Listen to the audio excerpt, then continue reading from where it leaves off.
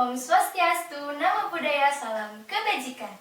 Selamat datang saya ucapkan di acara workshop PG PAUD Expo 6.0 dengan tema menstimulasi keterampilan sosial dan kreativitas anak usia dini pada masa pandemi melalui kegiatan mendongeng yang akan diisi oleh pemateri kita yang sangat luar biasa, yaitu Karya Enes dan Susan. Sebelum kita beranjak ke pematerian, izinkan saya untuk memperkenalkan diri. Perkenalkan, nama saya Amani Mutiara Enesda yang akan memandu acara workshop pada hari ini. Selanjutnya, langsung saja tanpa berlama-lama kita langsung ke sesi pematerian. Sebelum ke sesi pematerian, saya akan membacakan CV dari moderator. Beliau bernama Witasari, tempat tanggal lahir Bandung 25 Februari 1999, dan menempuh pendidikan pada tahun 2010 sampai 2011 di SDN Sukamanah, pada tahun 2013 sampai 2014 di SMPN 1 Atap Lembang. Selanjutnya ada riwayat organisasi beliau tahun 2011 hingga 2014 mengikuti OSIS, tahun 2011 hingga 2017 mengikuti Pramuka, tahun 2017 hingga sekarang mengikuti Himpunan Mahasiswa PG PAUD FIP UPI, tahun 2017 hingga sekarang yaitu anggota Kopma BS UPI, tahun 2017 hingga sekarang yaitu di Pembinaan Anak Salman ITB. Selanjutnya ada riwayat prestasi tahun 2013 juara 3 pidato tingkat kecamatan, tahun 2014 juara umum LT2 GP tingkat Bandung Raya dan Kota Cimahi, tahun 2013 juara 1 lomba pendidikan agama Islam tingkat Bandung Raya dan Kota Cimahi, tahun 2016 juara 3 Morse tingkat Bandung Raya dan Kota Cimahi, dan yang terakhir adalah tahun 2018 juara 1 lomba baby shower tingkat kampus. Ya, berikut adalah CV dari moderator, dan tanpa berlama-lama lagi langsung saja kita ke sesi pematerian yang akan dipandu oleh moderator kita. Kepada Kak Wiwit saya persilahkan. Baik, terima kasih kepada MC yang telah mempersilahkan. Selanjutnya kembali lagi bersama Kak Wiwit. Nah, di sini Kak Wiwit akan memandu pematerian workshop dari seseorang yang sangat luar biasa. Sahabat PAUD tahu nggak sih lagu ini? Susan, Susan, Susan, kalau udah gede mau jadi apa? Aku mau jadi guru PAUD. Ini mah bukan Susan, ini mah Susin. Katanya Susan mau jadi guru PAUD. Nah, Sobat PAUD, sekarang tahu gak yang menciptakan lagu itu siapa? Dan yang menciptakan boneka itu siapa? Ya, betul sekali, yaitu Karya Enes. Nah, sekarang workshop kita kali ini bertemakan menstimulasi keterampilan sosial dan kreativitas anak usia dini pada masa pandemi melalui kegiatan mendongeng. Dan pemateri dari dongeng itu adalah Karya Enes. Langsung saja ya, tanpa berlama-lama, Kak Wiwit akan membacakan CV-nya terlebih dahulu. Nama lengkap Ria Enes, lahir di Kota Malang 29 Juni 1968. Sekolah di Malang hingga SMA dan sarjana di Universitas Dr. Sutomo Surabaya, yaitu sarjana komunikasi pada tahun 1995. Memulai karir sebagai penyiar radio dan presenter TVRI Surabaya hingga tahun 1993. Rekaman lagu anak 12 album hingga tahun 2005. Dan rekaman 2 single lagu anak bersama para mantan penyanyi cilik yang tergabung dalam SLE Set Lagu Anak hingga tahun 2019 lalu. Serta penghargaan Golden Award diraih untuk album Susan Punya Cita-Cita dari perusahaan kaset HDX. Menjadi host TV swasta nasional untuk berbagai acara anak. Mendirikan Sanggar dan PAUD Dunia Susan sejak tahun 1996 hingga sekarang. Serta menjadi narasumber acara-acara parenting, pendidikan, dongeng, lagu, dan menjadi juri film pendidikan, dan lain-lain hingga sekarang. Dan menikah dan dikaruniai 3 orang putri yang meranjak dewasa. Dengan kemampuan ventriloquisnya melalui boneka Susan yang diciptakan sejak tahun 1991, Kak Ria fokus pada pendidikan melalui dongeng dan lagu-lagu anak yang dikemas secara menyenangkan. Langsung saja tanpa berlama-lama kita sambut Kak Ria Enes dan Susan. Kepada karya Enes dan Susan, dipersilahkan.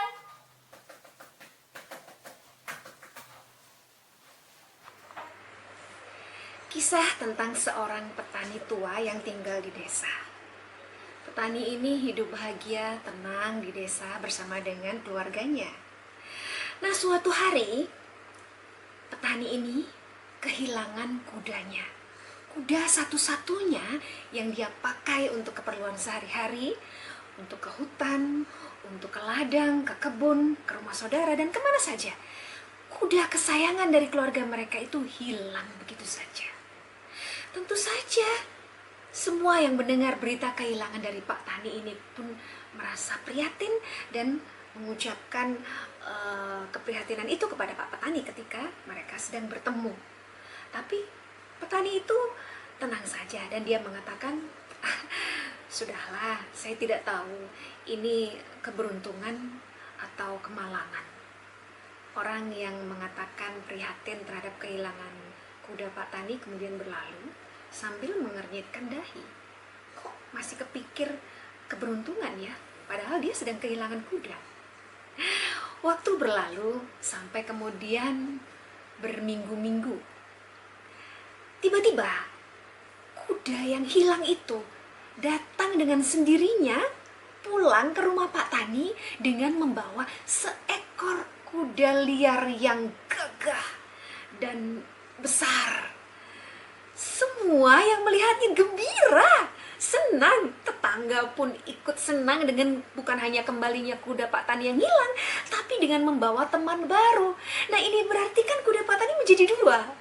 Nah, tetangga-tetangga yang tadinya prihatin kehilangan kuda Pak Tani, mereka datang lagi dan mengucapkan, syukur alhamdulillah ya, aduh Pak Tani, saya juga ikut senang, ternyata kudamu datang dan bahkan membawa kuda baru lagi, berarti sekarang kamu kaya punya 2 kuda. Apa tanggapan Pak Tani? Pak Tani bilang, saya tidak tahu ini keberuntungan atau kemalangan. Ah, gimana sih, udah jelas keberuntungan. Kuda hilang cuma 2 minggu, balik dengan membawa kuda baru. Kau bilang tidak tahu. Ya jelas keberuntungan Pak Tani. Pak Tani hanya tersenyum saja. Lalu waktu berlalu dan anak Pak Tani ingin sekali menunggang kuda barunya, kuda liarnya. Dia ingin menciptakan bonding atau ikatan dengan kuda barunya. Maka dia pergi ke hutan, mengendarai kuda barunya yang liar yang dia ingin kendalikan, ingin saling mengenal antara si anak dan kuda tersebut. Malam dia pulang, tapi sayang, anak Pak Tani pulang dalam keadaan yang memprihatinkan. Kakinya patah. Ya, kakinya patah karena dia terjatuh terpelanting dari kuda yang liar yang baru dia kenalnya itu. Maka Pak Tani pun mengobati, memijit, atau juga mengobati dengan ramuan-ramuan yang ada, bahkan mendatangkan tabib atau ahli tulang yang biasa mengobati kaki yang patah. Tetangga-tetangga datang lagi. Mereka mengucapkan keprihatinan dan kesedihan atas musibah yang terjadi pada Pak Tani karena anaknya patah kakinya, patah sehingga pincang. Tetangga pun ikut menangis.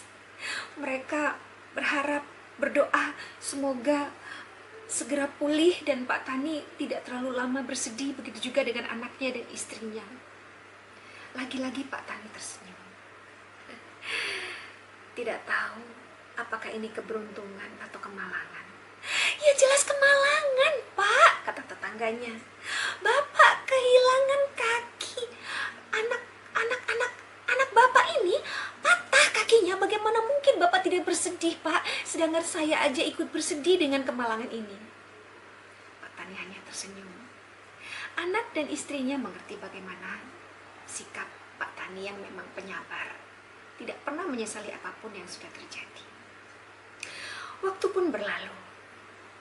Dan pada hari yang ditentukan itu, beberapa prajurit kerajaan datang mengumumkan kepada seluruh desa bahwa semua pemuda yang berbadan sehat dan kuat dan masih muda harus pergi berperang untuk membela kerajaan, membela negaranya. Maka semua yang punya anak laki-laki yang sehat dan kuat bersedih karena mereka akan kehilangan, entah kehilangan atau anaknya akan kembali dari peperangan. Kalau berangkat perang, tentu saja orang tua melepaskan anaknya dengan sangat sedih. Belum tentu anaknya akan kembali, tetapi semua berharap bahwa anaknya akan kembali dengan selamat, perang segera usai, dan mereka menang atas peperangan melawan kerajaan lain. Anak Pak Tani tidak memenuhi syarat untuk ikut berperang. Karena apa? Karena kakinya patah. Tetangga-tetangga yang harus mengirimkan anaknya berperang merasa iri terhadap Pak Tani. Karena jelas Pak Tani tidak akan kehilangan anaknya, karena anaknya pincang. Aduh, bersyukur sekali Pak Tani ya, anaknya kakinya pincang sehingga tidak dikirim untuk berperang. Oh, rupanya ini yang dimaksud Pak Tani, bahwa ternyata kesedihan dan kemalangan itu tidak berbeda jauh. Dan mereka juga ikut merasa terharu dengan sikap Pak Tani. Pak Tani selalu mengatakan, saya tidak tahu ini keberuntungan atau kemalangan. Karena kalau semua datangnya dari Allah, dari Tuhan yang maha berkehendak, yang maha mengetahui, semuanya akan indah. Ini bukan soal kesabaran, tapi ridho atas apapun yang berlaku dalam hidup kita atas seizin Allah. Nah, itu dongeng yang disukai oleh semua, segala usia, mulai dari anak-anak sampai orang dewasa. Dongeng yang saya ceritakan itu dongeng orang dewasa. Dan biasanya mendongeng pada orang dewasa sebetulnya tidak butuh peraga atau alat apapun atau media apapun. Karena dari cara kita mendongeng, dari cara kita menangkap dongeng, itu akan lebih mudah. Karena kita punya pikiran yang sama, sama-sama orang dewasa, sama-sama punya perspektif dalam berpikir yang kurang lebih tidak jauh berbeda. Karena sama-sama sudah dewasa. Beda dengan anak-anak. Nah, sebetulnya dongeng ini apa sih sebetulnya manfaatnya?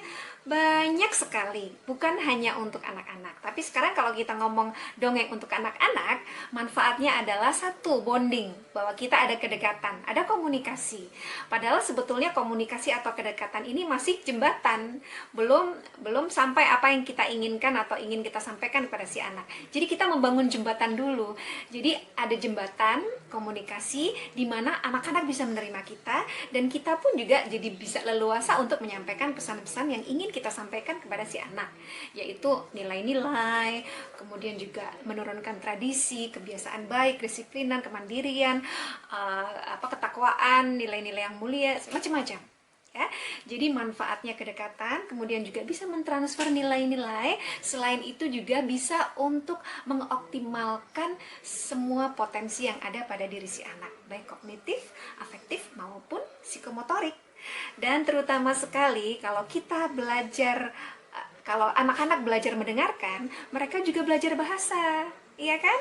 Mereka juga belajar hubungan satu sama lain, bagaimana bersosialisasi intrapersonal, termasuk juga interpersonal, hubungan dengan yang lain. Selain interpersonal, yaitu mengenali diri, tapi juga intrapersonal, hubungan dengan orang lain. Salah satu manfaat dongeng sesuai dengan judul dari acara kali ini, yaitu menstimulasi keterampilan sosial anak usia dini di saat pandemi melalui dongeng dan kreativitas. Ini penting karena selama pandemi anak-anak tidak bertemu langsung dengan teman-temannya. Itu berarti keterampilan sosialnya terhambat. Nah, bagaimana? Melalui dongeng. Dongeng hanya bertutur, tidak bertemu dengan banyak temannya, tidak masalah. Tapi dalam dongeng ada banyak tokoh-tokoh yang kita ingin sampaikan kepada si anak. Ada tokoh yang kita anggap atau kita ciptakan sebagai yang pemarah, sebagai yang tidak jujur misalnya, untuk supaya anak-anak belajar tidak gampang marah. Kalau misalnya yang tidak jujur, supaya anak-anak belajar tentang kejujuran.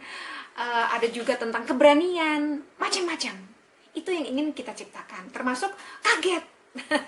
Jadi sebetulnya emosi. Jadi dengan mendongeng kita itu sebetulnya ingin mentransfer emosi positif pada si anak-anak, dan anak-anak juga mengenali macam-macam karakter dan emosi, juga bermacam-macam karakter teman yang nantinya kalau mereka kembali bertatap muka, sekolah bertatap muka, mereka tidak kaget karena anak-anak sudah belajar melalui dongeng tentang keterampilan sosial, bagaimana berhubungan dengan yang lain, bukan hanya dengan teman tapi juga dengan alam. Alam itu ada binatang, ada juga tumbuh-tumbuhan, angin, hujan. Mereka diajarkan, kita ajarkan untuk berkomunikasi dengan apa saja, karena menurut pemikiran anak-anak semua itu hidup. Semuanya hidup, bahkan bunga ini pun juga hidup. Halo.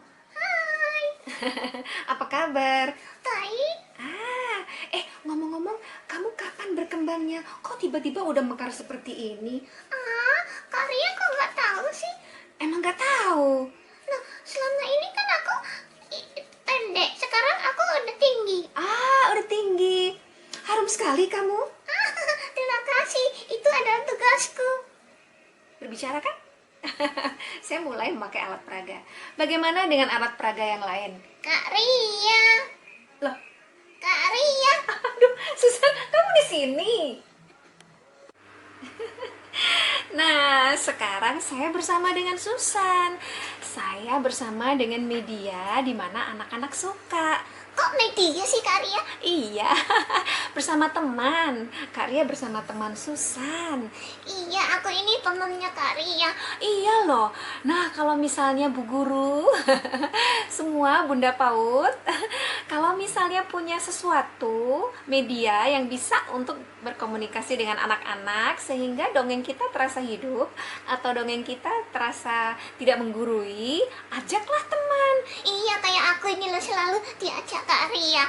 Boleh dengan boneka, boleh juga dengan gambar, boleh juga dengan peralatan macem-macem.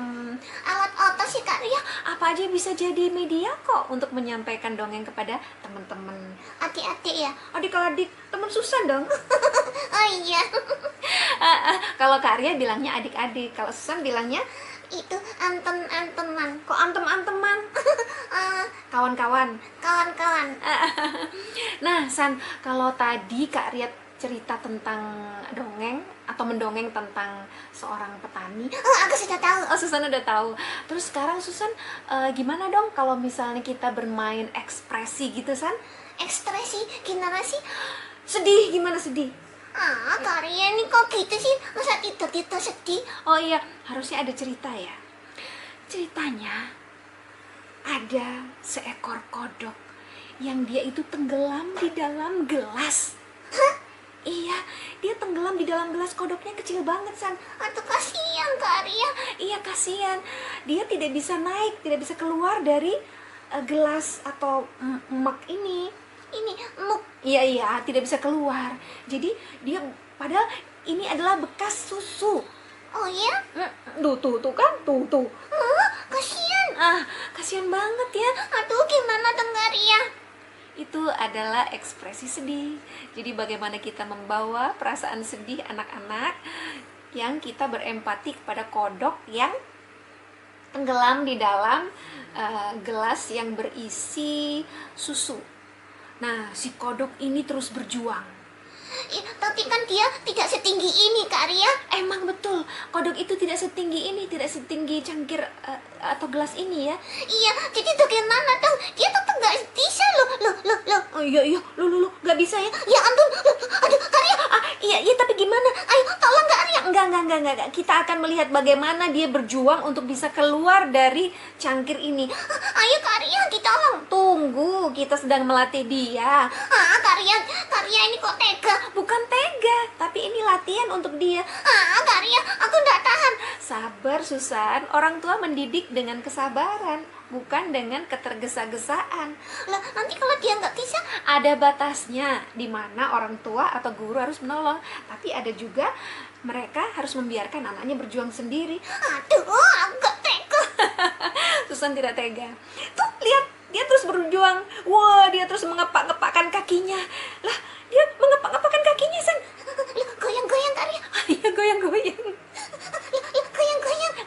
Tuh kan? Nah, gemes kan? Ada kasihan tadinya, kemudian ada gemes, kemudian ada excited, kemudian ada semangat. Ayo, ayo, ayo. Iya, iya, tuh dia mengepakkan kakinya. Ayo, ayo, ayo, Dok, ayo, Dok. Ayo, bayangkan ya di dalam sini ada kodok. Ayo, Dok, ayo, ayo. Dan ternyata adik-adik, karena dia terus berjuang, si kodok ini mengepak-ngepakkan kakinya, tahu nggak? Ternyata susunya itu mengental. Kalau susu mengental gimana? Loh, berarti nggak cair lagi dong. Iya, tidak secair sebelumnya. Itu adalah usaha dari si kodok. Karena susunya skim mengental, maka dia lebih gampang untuk melompat dari permukaan yang kenyal, ya kan, daripada cair. Kalau dia melompat dari permukaan cair, Ya nggak iso diide. apa? Nggak bisa diinjak. Oh, nggak bisa diinjek. Tapi karena permukaan skin ini menjadi kental, sehingga si kodok bisa dengan cepat untuk melompat. Aduh, Udah lompat dia. aduh, lega. Lega, akhirnya berhasil. Begitu ekspresi ya. Emosi yang kita ciptakan dari awal ketika kodok ada di dalam muk tadi, sampai kemudian dia keluar. Ada berapa macam ekspresi? Oh, kaget. Iya, pertama kasihan kan, Iya, kaget. kaget juga, terus Gemes. gemes, terus apa lagi ya habis itu? Terus itu semangat. Ayo, ayo. Semangat. Iya, setelah itu Taruh lega. baru lega, berhasil. Yeay. Itu semua diungkapkan. Jangan malu-malu, ungkapkan semuanya.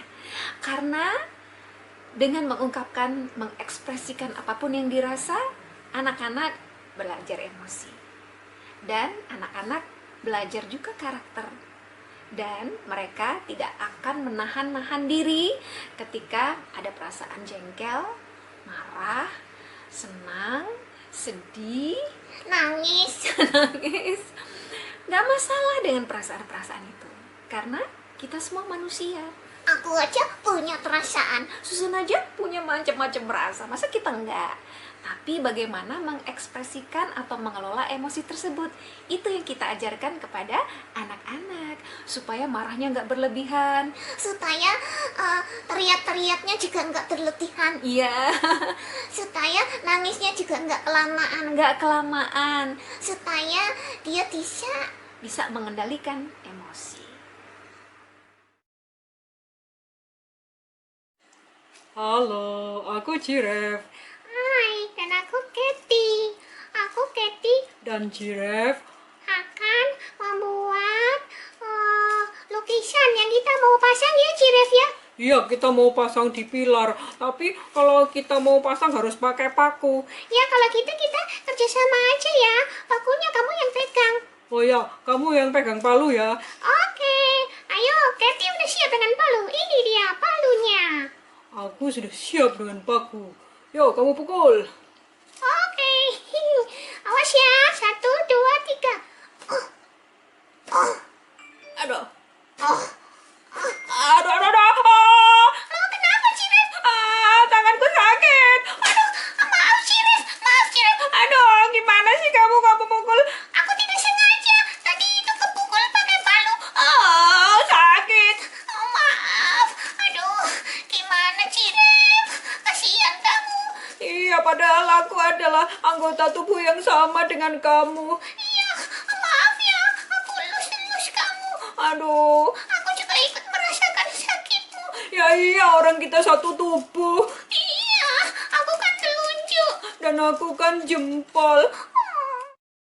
Nah, itu cerita sederhana tentang empati antara anggota tubuh, yaitu telunjuk sama jempol. Memang harus berempati. Jadi, yang satu sakit, satunya ikut merasakan sakit. Dan kreativitas ini membuat boneka jari ini bisa dengan bahan yang sederhana.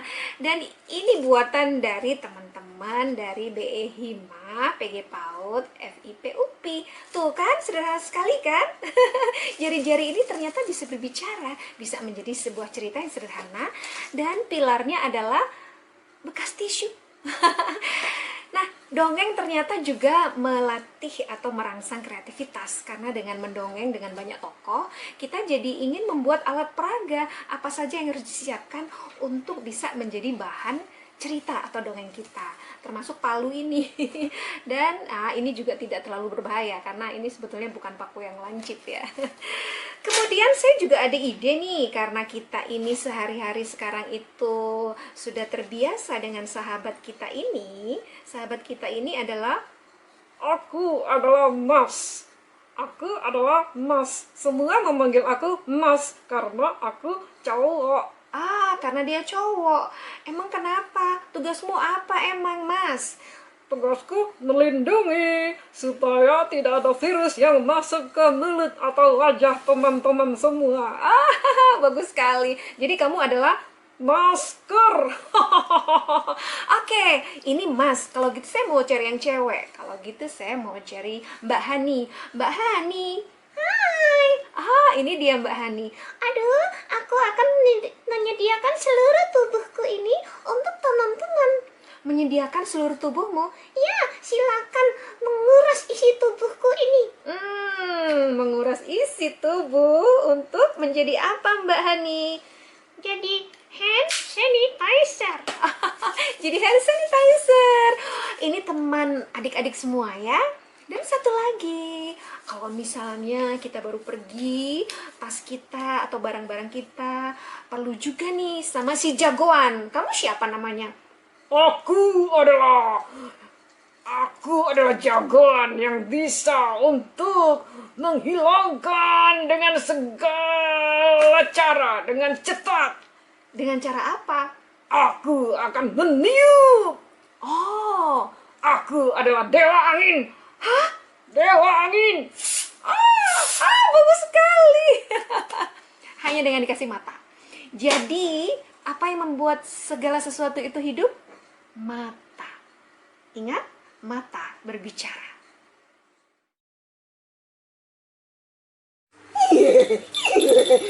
Aku adalah kuda dari Pak Tani. Aku sudah 2 minggu tidak pulang. Aku ingin membawamu pulang. Mau nggak? Mau. Emangnya Pak Tani mau terima aku? Maulah. Ayo kita pulang ke rumah Pak Tani. Nanti Pak Tani akan senang menerima kehadiranmu. Baiklah. Kalau gitu aku akan pulang ke rumahmu ya. Ya.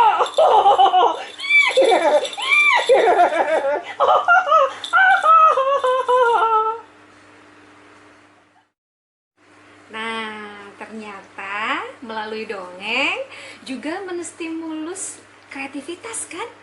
Dan keterampilan sosial tentunya. Buktinya? Karena dongeng kita bercerita tentang banyak hal ya San ya?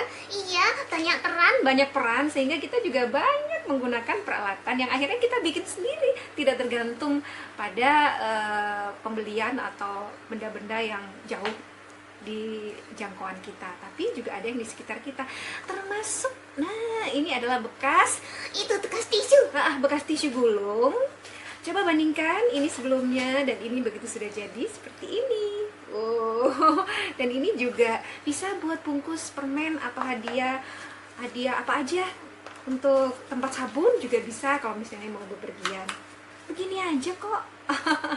Yang gede kita pikirkan, kita mau bikin apa, oke? Kak Ria, aku seneng loh Kak Ria. Aku seneng soalnya dengan dongeng itu jadi bisa itu mengenal karakter, mengenal itu kreativitas. Iya, termasuk ini juga dari gulungan kertas loh sebetulnya. Kreatif banget itu teman-teman dari FIPUP ya. Mudah-mudahan dengan pertemuan kita kali ini bisa menginspirasi untuk guru-guru atau calon guru yang mencintai dunia anak, sehingga keterampilan sosial anak dan kreativitasnya itu tetap tergali meskipun di saat pandemi dan tidak ketemu orang-orang. ketemu virtual aja ya, tidak mengurangi rasa gembira, tidak mengurangi rasa cinta dan juga kreativitas serta hubungan dengan lingkungan baik alam maupun teman-teman atau orang-orang di sekitar kita, terutama sanak saudara, orang tua. Harus hormat. Dan kita menjadi lebih peduli. Anak-anak dilatih untuk peka terhadap orang-orang di sekitarnya. Kalau misalnya ada yang butuh bantuan, ada yang sedih, ada yang marah, ada yang anak-anak harus bisa menangkap perasaan apa pada orang-orang yang kita cintai. Iya, Karya juga. Susan juga harus tahu dong perasaan Karya. Ah, Kalau udah deket, kita jadi nggak ngasih tahu lagi, udah langsung sedih ya. Udahlah, nggak usah dipikir. iya, ayo kita makan-makan. Makan-makan. Oke, terima kasih. Mudah-mudahan bermanfaat. Mohon maaf atas segala salah dan sukses untuk FIPUP dan juga untuk teman-teman calon guru atau guru-guru yang sudah mengajar dengan cinta dan kasih sayang.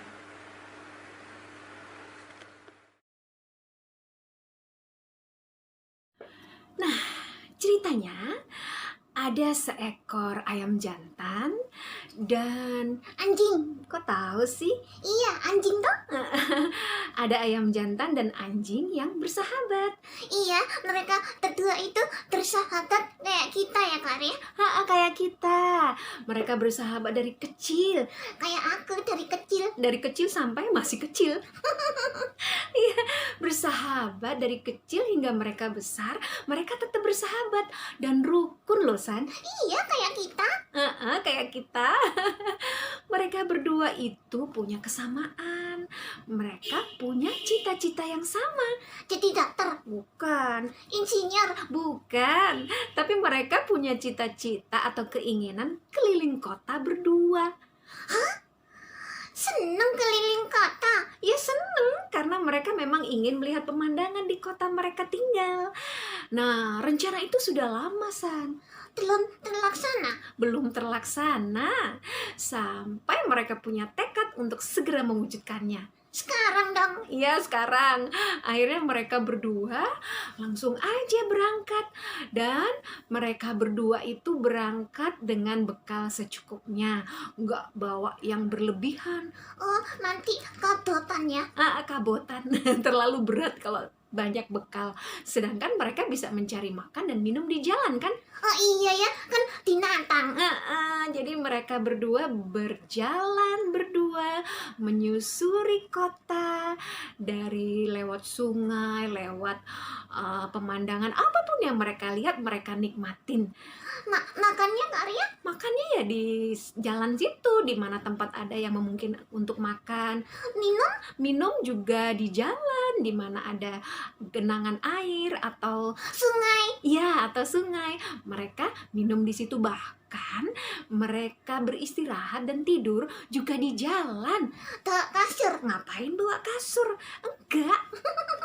Ya mereka tidur di tempat yang sekiranya aman gitu. Oh, terus mereka istirahatnya di mana, Karya? Malam itu mereka berniat beristirahat karena memang hari udah malam, udah gelap dan mereka udah capek. Pasti langsung merem. Langsung merem maunya, tapi kan harus cari tempat yang aman, ya kan?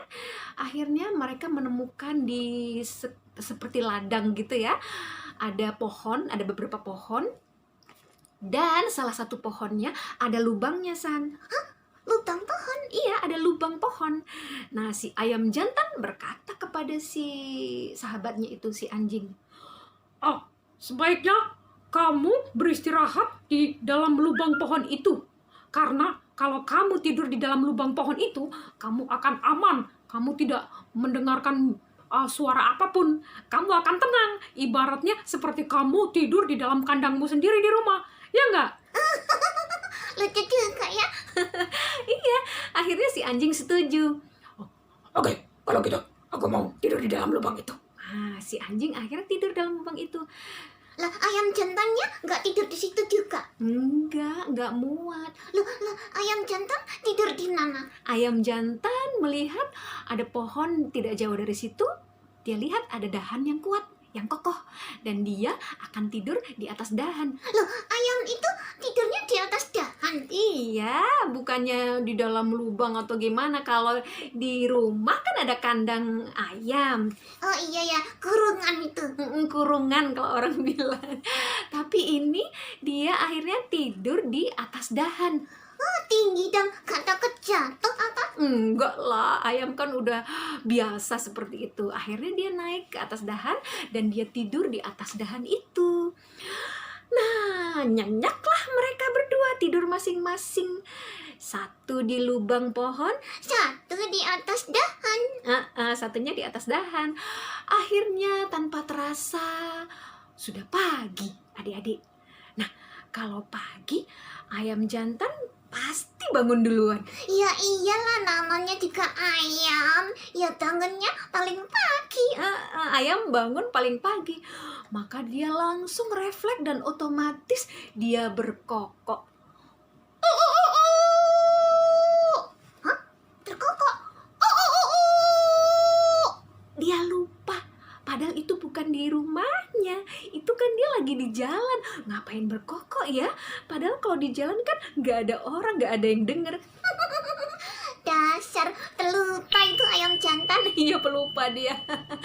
Maka karena dia berkokok, ada yang mendengar. Siapa yang mendengar? Ya anjing. Bukan. Ya anjing denger juga sih, tapi selain mereka ada yang mendengar. Siapa yang mendengar? Yang mendengar adalah seekor rubah. Ada binatang lain lagi. Iya, ada binatang lain lagi. Tapi kan bukan sahabatnya. Bukan sahabatnya, malah ini mengancam keselamatan si ayam jantan.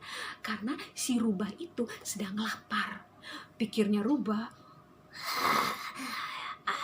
aku akan sarapan enak. Ada ayam jantan kesukaanku. Aku akan menangkapnya. Aku akan mengelabuhinya. Aku akan mengajaknya pulang. Lalu aku pakai dia untuk sarapan pagiku. Aduh, Kak Ria kasih tahu dong. Kasih tahu gimana? Lalu si rubah menyapa ayam jantan. Hai, ayam jantan. Oh, aku pikir siapa kau tiba-tiba memanggilku dari belakang. Aku ingin mengajakmu ke rumahku karena aku punya sarapan yang lezat untukmu. Bagaimana ayam jantan? Jangan mau, jangan mau. Nanti dulu. Ayam jantan tidak mengerti maksud atau niat jahat si rubah. Dia ikut aja. Lo. Iya, si ayam jantan mengikuti apa yang rubah katakan. Si rubah bilang, ayo ikutin aku. Aku tunjukkan rumahku. Kita lewat sini. Oh, siap. Baiklah. Si ayam jantan mengikuti rubah berjalan. Kebetulan arah rumah rubah itu melewati Anjing, iya betul, ngelewatin itu pohon yang berlubang. pohon yang berlubang di mana anjing itu beristirahat. Akhirnya si rubah sama si ayam jantan berjalan melewati situ. Ternyata si anjing sudah mendengar percakapan antara rubah dan ayam jantan. Alhamdulillah, untung Kak Ria. Iya, untung. Dan anjing itu ingin menyelamatkan sahabatnya. Iya dong, namanya sahabat pasti ingin menyelamatkan sahabatnya kan. Ya iyalah Kak Ria, kasihan. Apalagi mereka akan melanjutkan keliling kota lagi kan. Iya.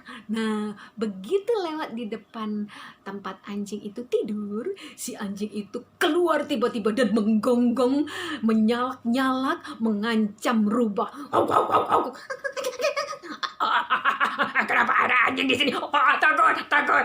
Si rubahnya langsung lari. Untung ada si anjing yang menyelamatkan sahabatnya ayam jantan. Ayam jantannya, Oh, aku tidak mengerti kalau dia ternyata berniat jahat, anjing. Aku baru tahu kalau ternyata dia itu mau memakan aku. ya makanya kamu harus hati-hati. Kalau gitu sekarang kita melanjutkan perjalanan lagi ya, ayam jantan sahabatku. Oh, iya, anjing. Gitu dah. Iya. Akhirnya mereka berdua melanjutkan perjalanannya lagi untuk keliling kota.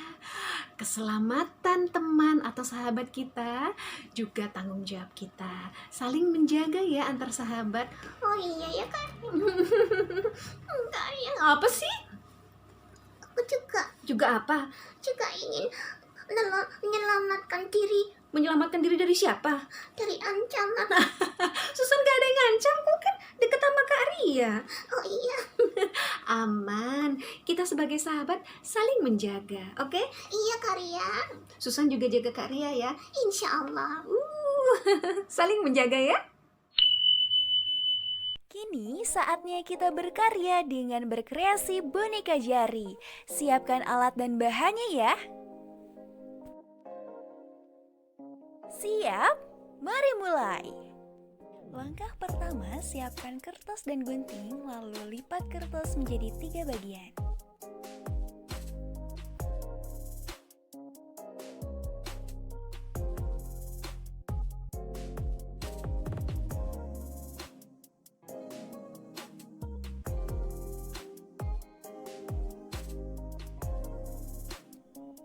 Kemudian, potong kertas menjadi 2 dengan menggunakan gunting.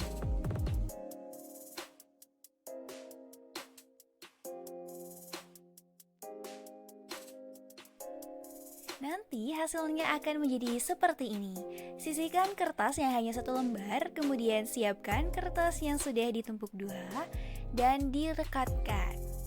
Tujuannya agar nanti hasil yang didapatnya menjadi lebih kokoh.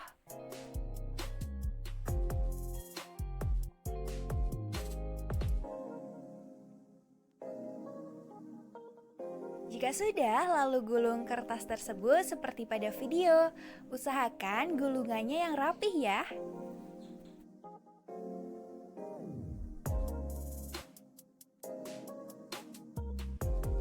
Dan agar lebih kuat, rekatkan sisa kertas tersebut dengan menggunakan lem.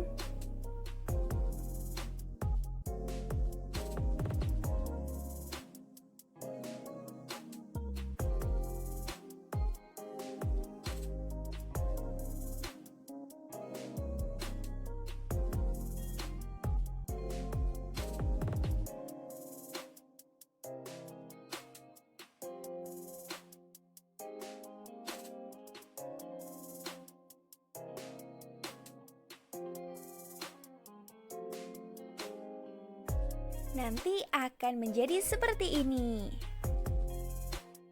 Untuk tahap selanjutnya adalah tahap menggambar karakter. Di sini karakternya bebas ya, tidak perlu sama dengan contoh. Untuk ukurannya disesuaikan dengan ukuran gulungan kertas yang tadi. Dan kertas yang kita pakai untuk menggambar karakter, ini adalah sisa dari tadi yang sudah kita potong bersama saat menggulung kertas. Kemudian, setelah gambar ini selesai, sahabat PAUD bisa mewarnainya sesuka hati.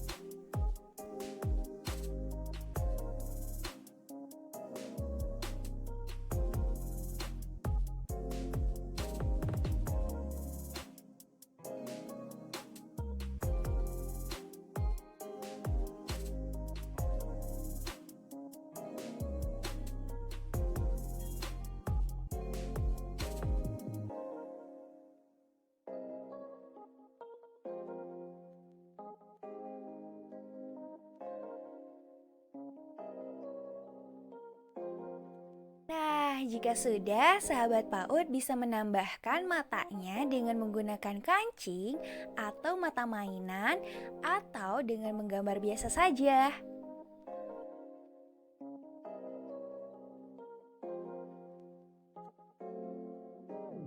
Kemudian, tambahkan ekspresi dari karakternya.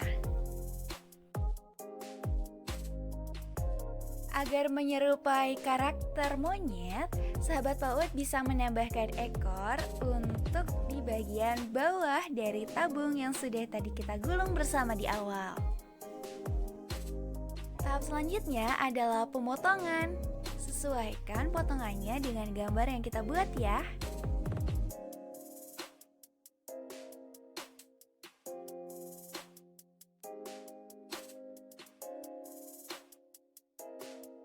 Nah, karena gambar yang tadi dibuat dari 2 kertas yang ditumpuk, agar lebih rekat, tambahkan lem ya.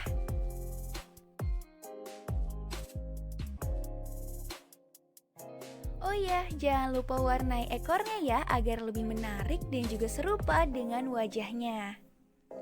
Dan saatnya penempelan, gunakan lem yang sudah disediakan, kemudian tempelkan bagian wajah karakter di bagian atas dari tabungnya, dan tempelkan pula bagian ekornya di bagian bawah tabung.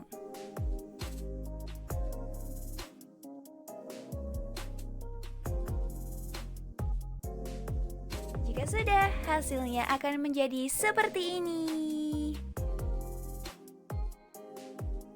Selamat mencoba di rumah ya.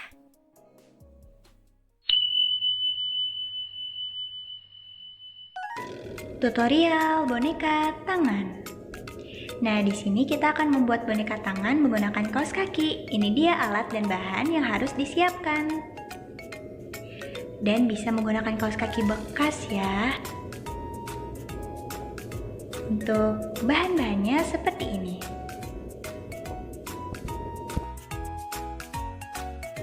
Langkah pertama, buatlah pola pada kardus dengan menggunakan pensil ataupun ballpoint. Pola ini harus disesuaikan dengan ukuran kaos kaki ya. Lalu guntinglah pola tersebut mengikuti arah yang sudah ditentukan. Untuk pengguntingan diharapkan anak-anak ditemani oleh orang dewasa ya. Langkah kedua, setelah selesai membuat pola di atas kardus, kita akan membuat pola di atas kain flanel. Gunting kain flanel menyesuaikan bentuk pola yang ada di kardus ya. Dan ingat, mengguntingnya harus dengan hati-hati dan dengan bantuan orang dewasa. Ini dia pola yang sudah kita buat. Ada 4 pola, 2 pola flanel dan 2 pola kardus. Langkah ketiga, kita akan menggunting ujung kaos kaki. Posisikan kaos kaki seperti di gambar ya. Mari kita mulai mengguntingnya. Ingat, harus hati-hati dan dengan bantuan orang dewasa. Ini dia, kaos kaki yang sudah digunting.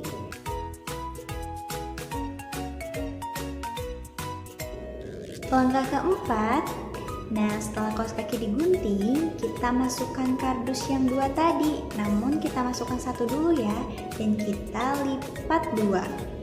Lalu kita beri lem tembak di atas kardus dan lipatkan kain kaos kaki di atasnya supaya rapi. Saat penggunaan lem diharapkan berhati-hati karena lem ini sangat panas. Jadi jika adik-adik ingin melakukannya harus dengan bantuan orang dewasa ya.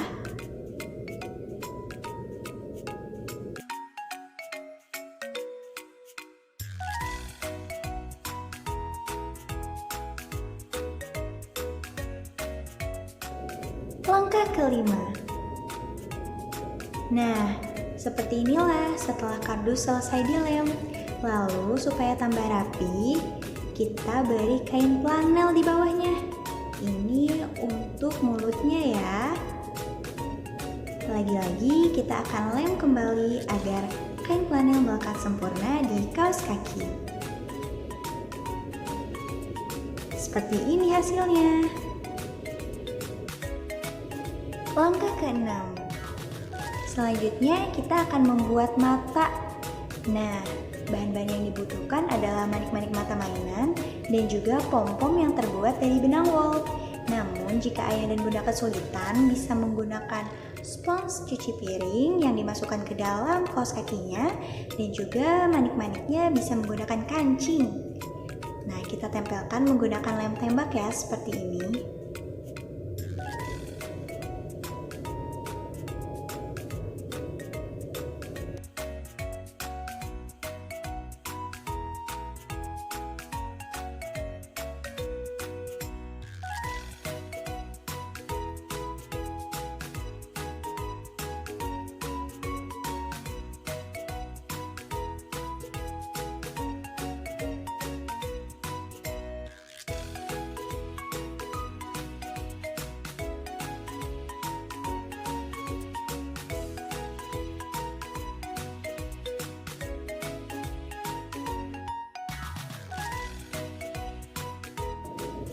Langkah ketujuh.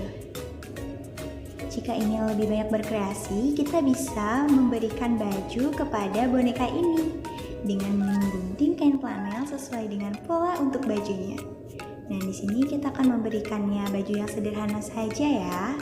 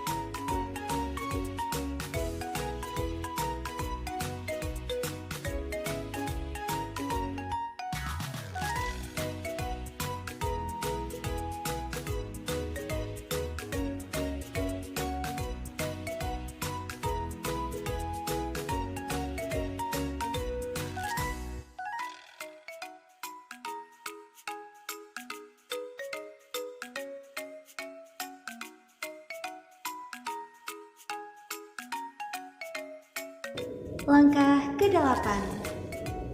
Setelah selesai memberikan baju kepada boneka tangan ini, kita akan memberikannya rambut. Nah, rambut ini terbuat dari benang wol yang sudah disusun rapi ya tentunya. Di sini kita akan memberikan dua pilihan untuk rambut. Yang pertama, rambut seperti ini.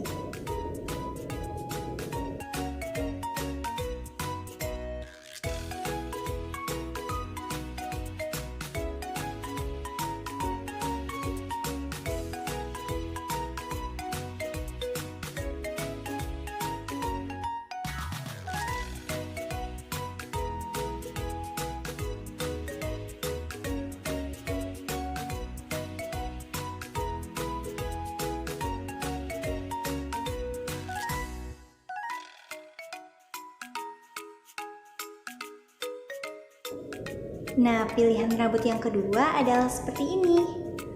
Kita bisa menggunakan rangkaian kepang yang sudah disusun sebelumnya ya. Untuk warna dari kain wolnya sendiri itu dibebaskan, disesuaikan dengan warna dari kaos kaki. Oh iya, di sini terletak perbedaan pada matanya. Nah, ini menggunakan spons cuci piring yang dimasukkan ke dalam kaos kakinya agar matanya menonjol.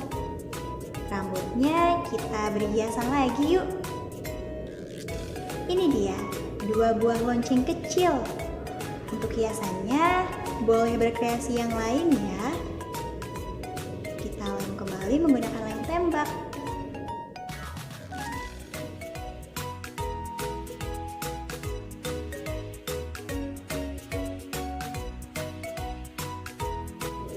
Ini dia boneka tangan yang terbuat dari kaos kaki. Wah, sangat lucu ya.